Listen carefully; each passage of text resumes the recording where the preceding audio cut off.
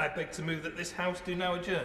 The question is that this House do now adjourn. I'll give the front bench a few moments just to swap over. If members leave very quickly and very quietly.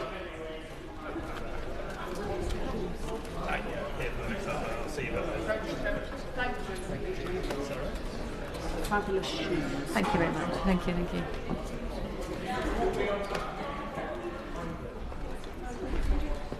We now move on to the adjournment debate. Mr. Tanmanjeet Singh Dhesi. Thank you very much, Madam Deputy Speaker. Children going hungry inside crumbling schools. That, sadly, is a legacy of 14 years of mismanagement by successive Conservative governments.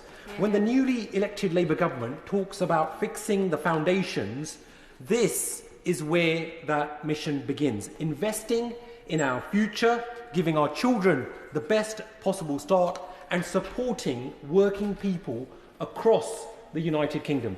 The rollout of government funding for breakfast clubs for primary school children is one of the first steps in mending the broken bedrock of our country. If I may ask, Madam Deputy Speaker, how do you feel when you have not had a decent meal before work?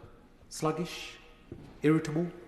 Distracted? I can only really speak from my own experience, Madam Deputy Speaker. You don't have to answer that. It's a rhetorical question, Madam Deputy. But I am sure other honourable members can agree with me that debating, holding advice surgeries and meeting with stakeholders is certainly a challenge on an empty stomach. So why would it be any difficult for a young child, especially during one of the most important development periods in their lives? Every day they're growing, learning, socialising.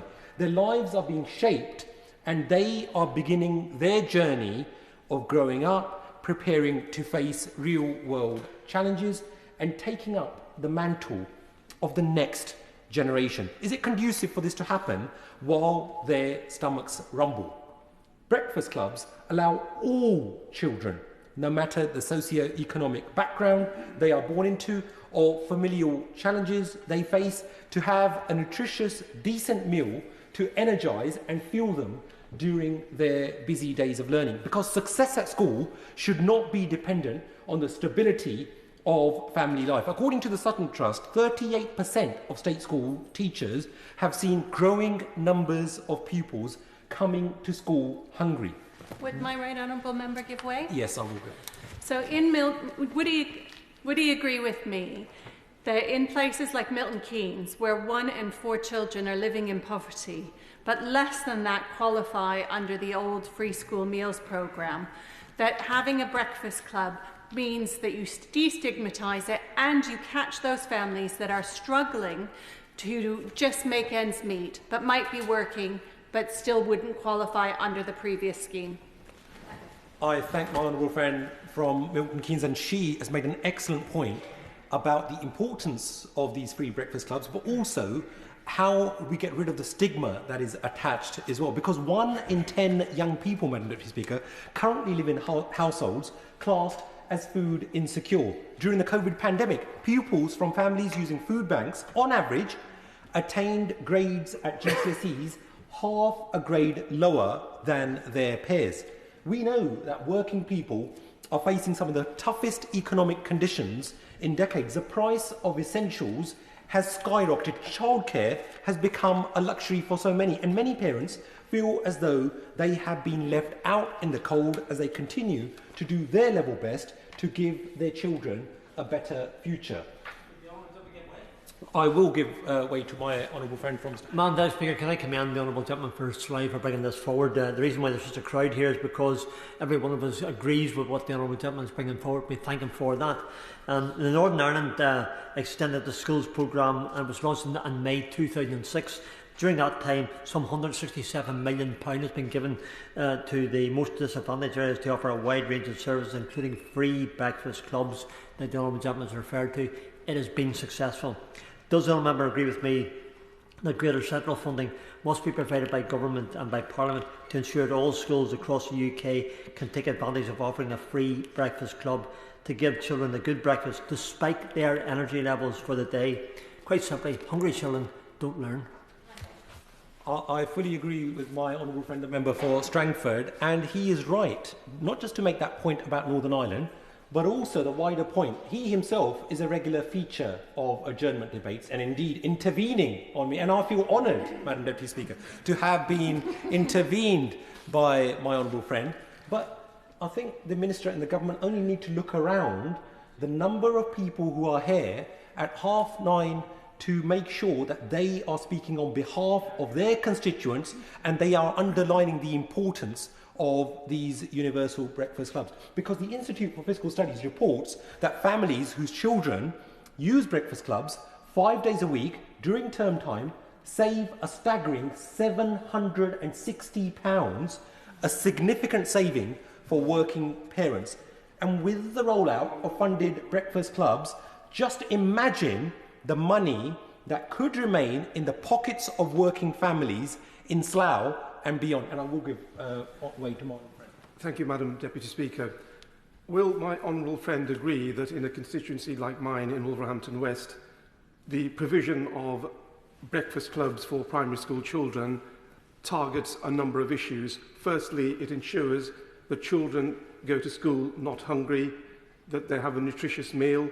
Secondly, they have the ability to socialise with other children before the school day starts. And thirdly, enables parents to go to work knowing that their children are in a safe environment and well provided for.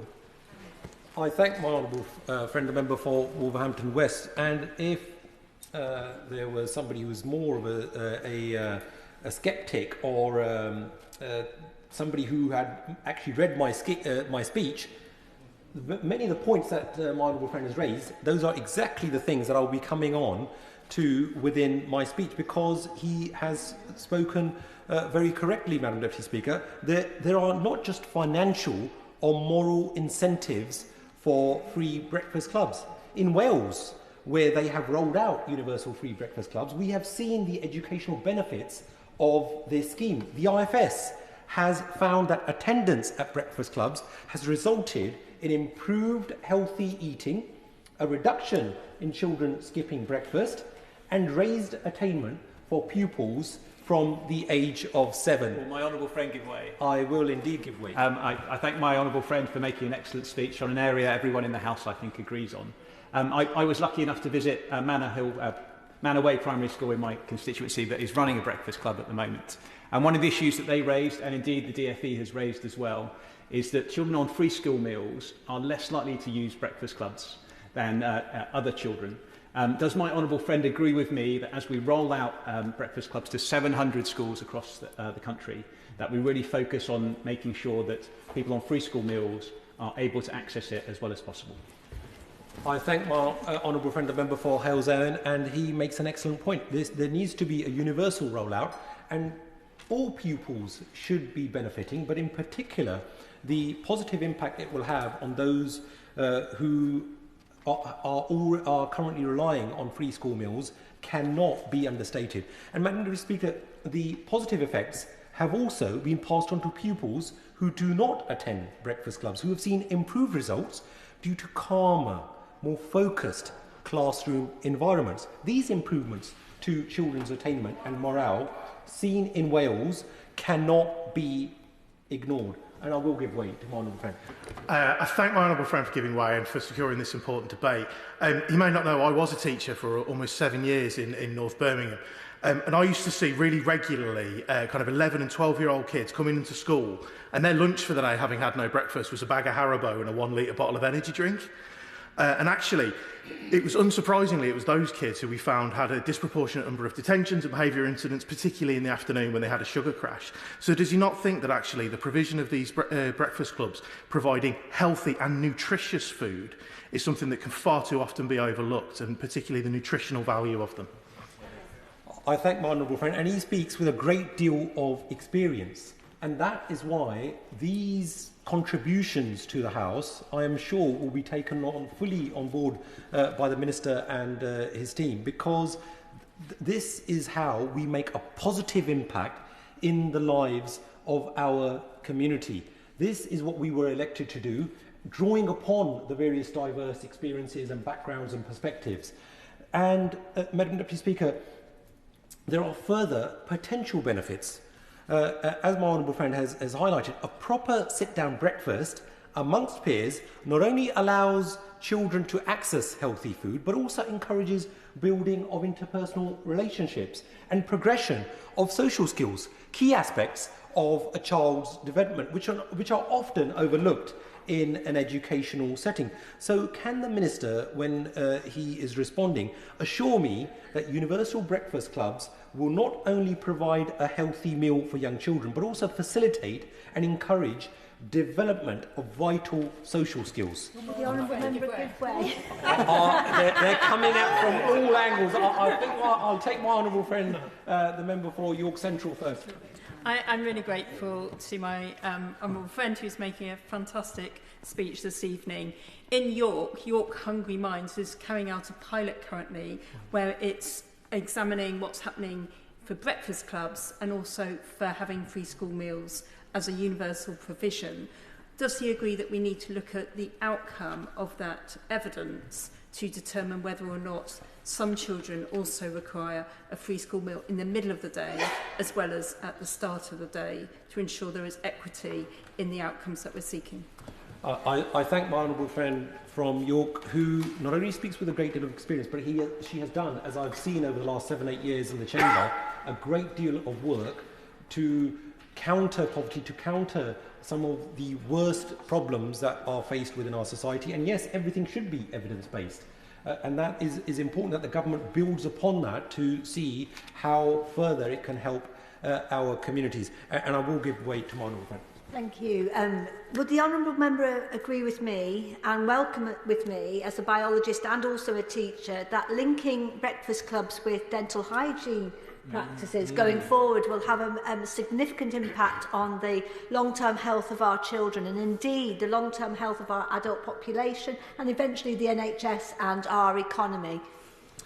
I fully agree with my honourable friend, and she also, speaking from experience, but there are many teachers I can see within the debate, and people a lot more knowledgeable than me, and I do thank her for her contribution, and I hope that all of these contributions are being considered by the government because of the far-reaching impact that they will have. And as the MP for Slough, and Deputy Speaker, I have a particular interest in this matter, and that is why I actually applied for the debate, and I'm so grateful to the House authorities for granting this debate, because a quarter of my constituents are under the age of 15. That's why I say we are the youth capital of Britain. However, 21% of children in Slough, sadly, live in relative poverty, and 14% in absolute poverty. Nearly 7,000 are eligible for free school meals, and the rollout of breakfast clubs will provide thousands of my Slough constituents a better start in life. Yes, I will give way to my honourable friend. Does my honourable friend agree with me that the statistics in Hyndburn are even more shocking? I've got 38% of children growing up in poverty, and today we saw statistics coming out from the Social Mobility Commission that outlined that 1 in 3 children across the UK are growing up in poverty. That is the inheritance that we've received, and it's quite evident from the benches opposite that actually the whole House does not take this issue so seriously. Hear, hear. And will my honourable friend agree that it's important in the Minister's decision how the pilot is rolled out to make sure it targets the communities like ours, which have the highest levels of deprivation, where we know it will make the most impact?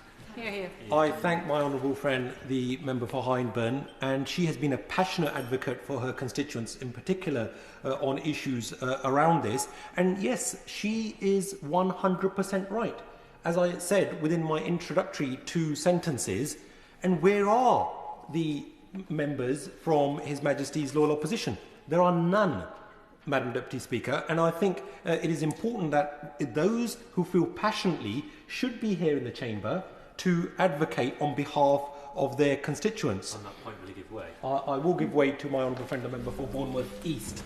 I thank my honourable friend for the speech and the debate that he's called, and I thank everybody for contributing to it. As somebody who grew up in significant financial hardship, I know the importance of receiving a warm meal from a school or a club. And would he join me in commending the work of Folkestone Community Primary School, and the leadership of Alison Bayliss and Chef Russ in providing a nutritious meal to the children of Folkestone? And would he also commend Love Church Bournemouth in providing free breakfast to many of the children in their local community? And would he also reflect on the fact that opposite we have deserted benches from His Majesty's opposition, who after 14 years of being in government really should put somebody up in order to explain what they did so wrong? I thank my honourable friend, the member for Bournemouth East, for his passionate remarks.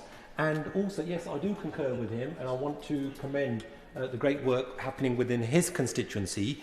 And it is important that individuals realise some of the damage that they have done. Some of the damage over the last 14 years has led to those crumbling schools, has led to children not being able to concentrate in school. And a better chance, Madam Deputy Speaker, at reaching their potential, a better chance of escaping the vicious cycle of poverty can be attained.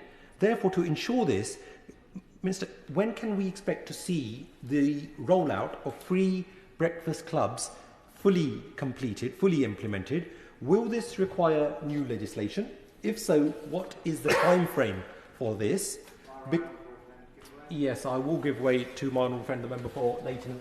I thank my honourable friend for giving way and for bringing this very important subject, or ensuring that this very important subject is highlighted in the House. Within my constituency of Leighton and Wanstead, schools like Connaught School for Girls ensure that every child receives a free school meal at the start of the day through charities such as Magic Breakfast Club, who enable up to 200,000 pupils across the country, both England and Scotland, to receive such a privilege. Would my right honourable friend agree that it shouldn't be down to clubs and advocacy groups such as this to ensure that this provision is provided, and it should be done through policy driven by government?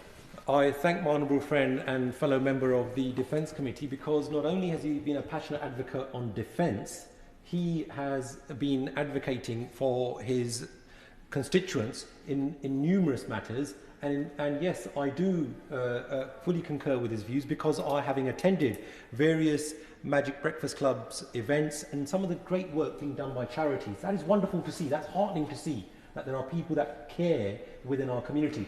But it shouldn't be up to just charities. This is an issue affecting everybody within society, and it's great to see that a new Labour government actually taking leadership on this particular issue. Yes, I will give way to my honourable friend. To my honourable friend for giving way. In my constituency of Chelsea and Fulham, in the Fulham part, since 2019, children in primary schools have enjoyed free breakfasts. The council negotiated this initially from developers, and now it pays for them itself. And it's also started providing free school lunches at one of the schools in Fulham. Would my honourable friend agree with me that the threshold for children to receive free school meals is currently far too high? And that what we ought to be doing actually is aiming for every child to be given a free breakfast and a free lunch to avoid the stigma that can damage children's confidence and impair their performance. I thank my honourable friend, and it's wonderful to see some of the work happening within his Chelsea and Fulham constituency. This is another aspect of tonight's debate, Madam Deputy Speaker, is normally my honourable friend's constituency would be associated with being more affluent, but there are, amongst all of our constituencies, pockets of serious social deprivation, children going without the meals that are required, and I am sure that the Minister will have heard his views, and I am very hopeful that in due course that is something that the government may well be able to implement, because this is not only about fighting poverty, this is also about fighting obesity. In Slough, shockingly, 26% of children aged 11 to 12 are obese. We also see a higher than average prevalence of cardiovascular diseases. Healthy habits... I will give way. Thank you very much for being so kind to give way. Tired, hungry and cold. That is what one head teacher told me last week when I visited a primary school in Torbay what a number of her pupils were coming to school feeling. I was really impressed with how her team were supporting those youngsters, both emotionally and with real support, whether it was hunger or being cold. It was very sad that one of the pupils was showing a blanket to others because it was keeping them warm. Would you agree with me that the more opportunities we give of actually giving warm meals to youngsters in our schools is the way that we can drive positive change for our communities? By the number of contributions that this debate is important to lots of colleagues, but to make interventions, you should be here at the beginning of the debate. Dhesi. Thank you very much, Madam Deputy Speaker, for that clarification. And indeed, I thank my honourable friend for his intervention.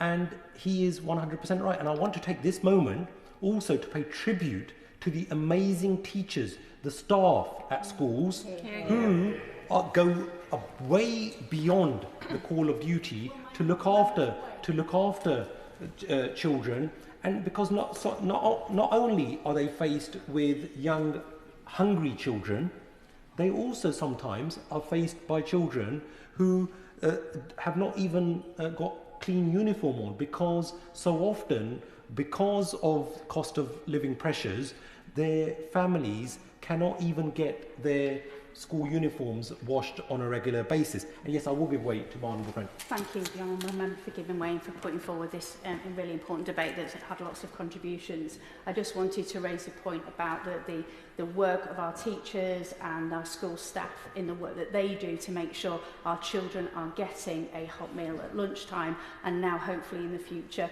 a hot meal in the morning as well. I think one of the things that we need to make sure is that we are giving our children the best start on the school day, and the Rollout Breakfast Club helps us to do that. Thank you. I thank my honourable friend for her timely intervention, and indeed she is 100% right.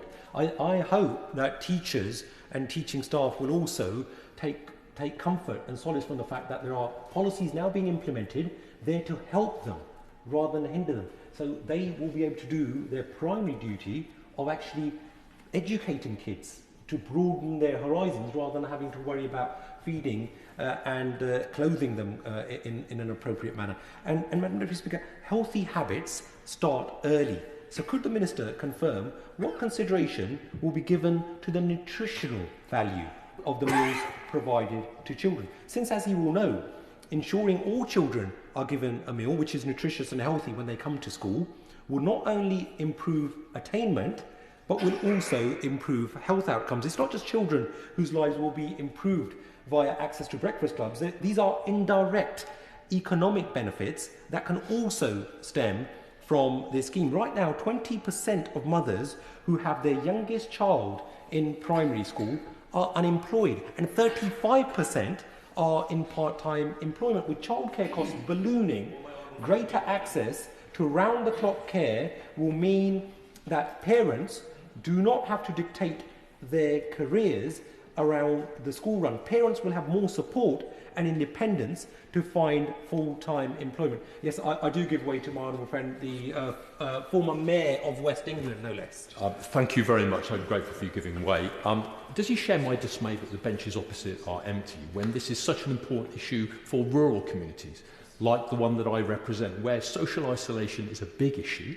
The geography makes social isolation a big issue, and breakfast clubs are very important in dealing with that isolation. I'm amazed that there are not more members, well, in fact, any members from the opposition benches. I thank my honourable friend, and with his experience of his mayoral role, he will be fully cognizant of some of the issues faced by our rural communities. And yes, it is flabbergasting to not see a single member of His Majesty's opposition on their benches, because I'm sure that those issues should be highlighted by them. And yes, I do give way to my honourable friend, my fellow member on the Defence Committee. Thank you. I want to congratulate my honourable friend for bringing this debate to the House and listening to so many good interventions. Would he agree on the point of my constituency in North Devon, which is very rural, that schools are already suffering with a lot of funding? So will my right honourable friend agree with me that schools need to be sufficiently funded to provide this service, because their existing budgets are very stretched, and I think that we need to make sure it's properly funded and that rural areas get the funding that are needed, and it's not all about big urban areas. I thank my honourable friend, the member for North Devon, and given his previous service as a council leader, he has made an excellent point about funding. How is this going to be effectively funded in terms of help for our schools, and make sure that councils can provide extra support as and where required? But I'm sure that the Minister and the Treasury benches will have heard the point that he has eloquently made.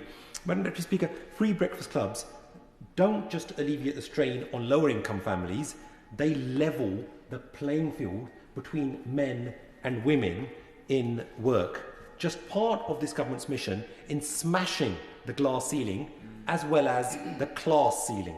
With 381,000 pupils currently using breakfast clubs every day, it's essential that we ensure that those who want to access them can access them. So, Minister, what steps is the government taking to ensure that families are aware of this important service as universal breakfast clubs are gradually rolled out? Universal breakfast clubs, Madam Deputy Speaker, will ensure that our children are turning up to school, learning and developing, fed and fueled with healthy, nutritious food.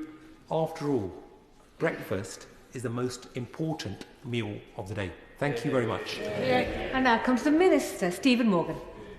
Madam Deputy Speaker, I thank my honourable friend, the member for Slough, for securing a debate on this important subject and for his characteristically passionate contribution on behalf of his constituents, and to all those who have intervened in the debate tonight. This government believes that all children deserve access to a brilliant education regardless of who they are, where they come from, or their parents' income. We want to work hand in hand with the sector to deliver a system that means children start school ready to learn, ready to seize opportunities and to get on in life.